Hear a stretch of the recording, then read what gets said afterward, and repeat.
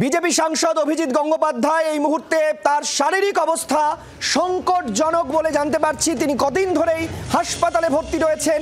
সেই অভিজিৎ গঙ্গোপাধ্যায়কে এবার এয়ার অ্যাম্বুলেন্সে করে দিল্লির এইমসে নিয়ে যাওয়া হবে, ভর্তি করা হবে, এমনটাই আমরা খবর পাচ্ছি। এই মুহূর্তের অন্যতম গুরুত্বপূর্ণ খবর, যুদ্ধের পাশাপাশি এই খবরে আমাদের এই মুহূর্তে নজর রাখতে হবে। অভিজিৎ গঙ্গোপাধ্যায় তাকে নিয়ে যাওয়া হবে দিল্লিতে এইমসে, এমনটাই আমরা খবর পাচ্ছি। এয়ার অ্যাম্বুলেন্সে করে তাকে নিয়ে যাওয়া হবে। তাহলে তার কি শারীরিক পরিস্থিতি আরো সংকটজনক হলো?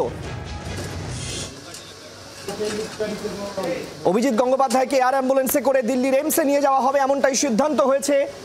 গুরুতর অসুস্থ অভিজিৎ গঙ্গোপাধ্যায়, গত কয়েকদিন ধরে তিনি হাসপাতালে রয়েছেন, তার চিকিৎসা চলছে, মেডিকেল বোর্ড গঠন হয়েছে, বিভিন্ন বিজেপি নেতৃত্বরা তাকে দেখতে যাচ্ছেন। তমলুকের সাংসদ, বিজেপি সাংসদ অভিজিৎ গঙ্গোপাধ্যায়, প্রাক্তন বিচারপতি অভিজিৎ গঙ্গোপাধ্যায়, তিনি অসুস্থ এবং এই মুহূর্তে যা খবর পাওয়া যাচ্ছে তাকে দিল্লির এইমসে নিয়ে যাবার প্রক্রিয়া শুরু হয়েছে। এয়ার অ্যাম্বুলেন্সে করে নিয়ে যাওয়া হবে, এমনটাই কিন্তু খবর পাচ্ছি আমরা। রণয় তিওয়ারি আমাদের সঙ্গে এই মুহূর্তে টেলিফোন লাইনে রয়েছেন। রণয়, তাহলে কি অভিজিৎ গঙ্গোপাধ্যায়ের শারীরিক পরিস্থিতি আর একটু ক্রিটিক্যাল হয়েছে?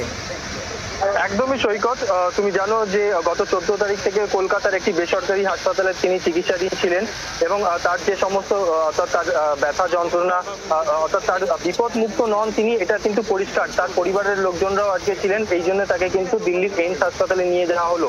যদিও এখানে যে সমস্ত হাসপাতালে মেডিকেল বোর্ড গঠন করা হয়েছিল তারা কিন্তু বলছিলেন যে ধীরে ধীরে শারীরিক অবস্থার উন্নতি হচ্ছে তার, কিন্তু এখনো বিপদ মুক্ত নন তিনি, সেটাও কিন্তু জানানো হয়েছিল।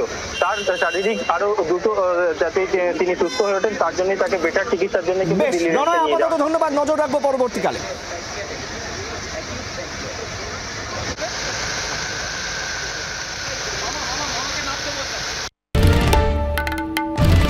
বাংলার আওয়াজ, বাঙালির আবেগ, জি 24 ঘন্টা।